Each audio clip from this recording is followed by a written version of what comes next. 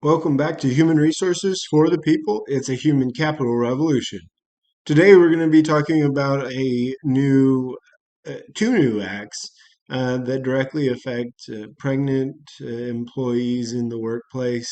The Pregnant Workers Fairness Act, PWFA, and the Providing Urgent Maternal Protections for Nursing Mothers Act, or the PUMP Act, which is designed to protect workers who are pregnant or breastfeeding. On December 29th, it was signed into law. So what does that mean for you? Let's dig into it right now. Let's get in and understand the context of the law. The Pregnant Workers Fairness Act is a bipartisan proposal to, quote, eliminate discrimination and promote women's health and economic security by ensuring reasonable workplace accommodations. And this article, which I'll link down below from Mintz, notes that it's it's simply a restatement of the Americans with Disabilities Act.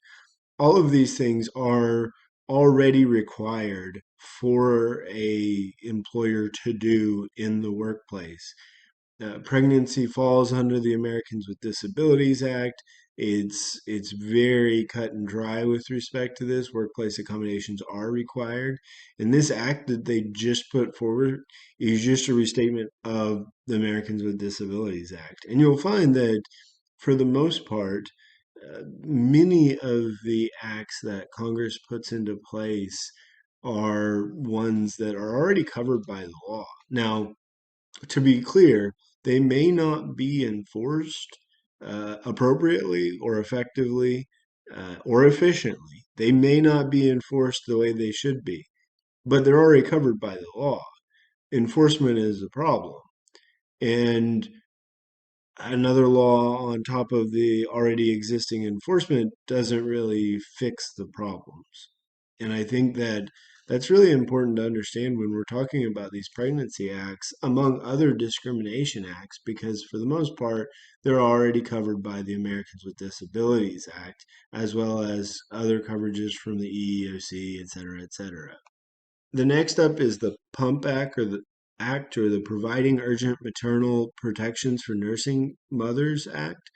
And the stated purpose is to expand access to breastfeeding accommodations in the workplace for other purposes. It allows an employee to have a reasonable break each time they need to express breast milk, as well as gives an employee a place other than a bathroom that is shielded from view. This is common in other states, in certain states like Nevada, I believe California, a few other Western states, as well as a few in the East, where this is required, and probably, frankly, should be required in many locations. In addition, it requires employers to compensate employees who take such breaks if the employee is working during the break. I I I don't understand exactly what that means. If it's a break, then they're not working. I suppose that that would apply to people who are taking these breaks, but also taking a phone call at the same time or something. I mean, if they're working in, or if they're in a place other than a bathroom that is shielded from view, then they would need to be on the phone. I think that's a interesting take on it. I don't know. Uh, I suppose that it would apply to people who work from home, but gosh, you guys got me. Tell me in the comments below, where would this apply? Where would you have a place other than a bathroom that is shielded and free from intrusion, but also a place where you're working at the same time, and also in a place that you felt the need to, like, because if you're doing it at home, for example, you're not tracking your breaks. I maybe that's it. Maybe it's phone call folks are from home. It's a very odd definition from my book. Yes, if an employee is working, then they should be paid. That is fundamentally just a Fair Labor and Standards Act thing, not a Pump Act thing.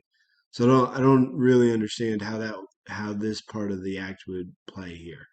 But let me know in the comments below. I'd love to hear your takes on it. Please like, share, and subscribe, and I'll see you on the next video.